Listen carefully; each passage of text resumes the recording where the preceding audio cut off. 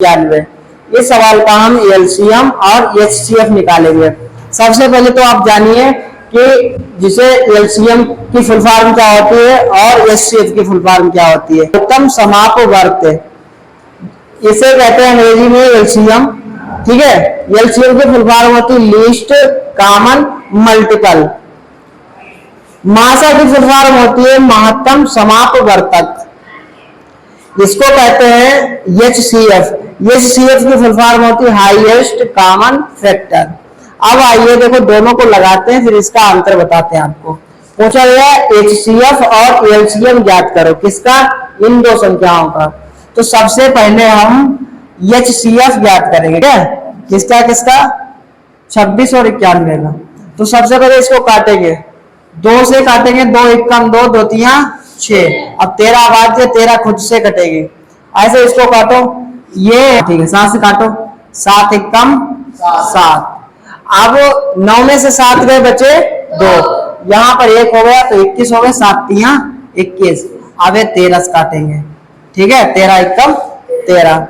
अब आ जाइए 26 और 91 में कॉमन संख्या, इनके जो फैक्टर निकल के आए हैं, मतलब अभाज्य गुणनखंड निकल के आए हैं, जो दोनों संख्याओं के कॉमन कौन सी संख्या मिल रही है जो दोनों में हो? कौन सी कॉमन संख्या है बोलिए? मतलब ये गुणनखंड इधर निकल के आया, इधर गुणनखंड निकल के आया, इनमें कॉमन का मतलब एक जैसी संख्या कौन सी है? 13। कितनी है?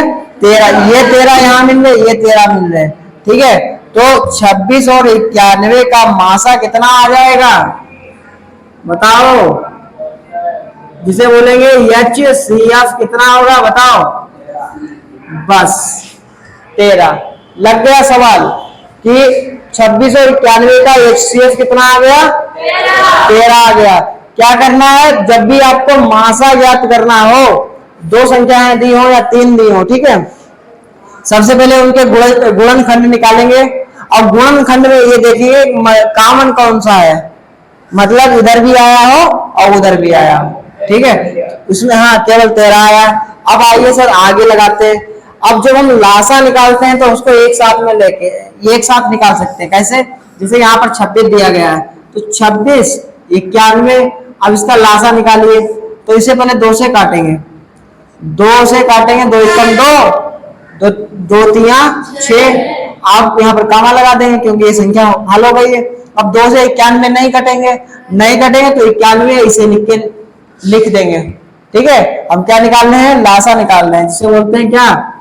LCM, least common multiple. अब ये 2 से इतना कट गया। अब देखो इसे काट दो, चाहे 7 से काट दो। कितने से काटोगे? 7 से 13 कट जाएंगे, नहीं कटेंगे। तो जो ना कटे तो उसको ऐसे नोट कर लो, कामा लगा दीजिए। 7 से 91 काटेंगे, 7 एकम 7, बचेंगे 2, यहाँ 1 है, 21 हो जाएंगे, 7 तिया 21 3 बार। अब देखो 13 से काटेंगे, 13 एकम 13, 13 एकम 13। मासा निकाल चुके हैं, मासा कितना आया? 13 आया। अब इसे 2 से काटा, 13 बार में कट गया, 91 नहीं कटे, ऐसे लिख दिया। फिर 7 से 91 काटे, 13 बार में कट गए, और फिर 13 से काटे। अब इसके कितने जी गुणनखंड आए हैं? अब इनके जो 3 गुणनखंड आए हैं, इन्हें गुणे में लिखेंगे। कितना आया है? 2 गुणे 7 गुणे 13। अब देखो 13 और 7 की मल्टीप्लाई करो, 23 सते 91, 91 दूना 182। तो इसका जो लासा है वो 182 आ गया, और मासा है वो 13 आ गया। समझ में आ गया सबको? कोई दिक्कत? ठीक है।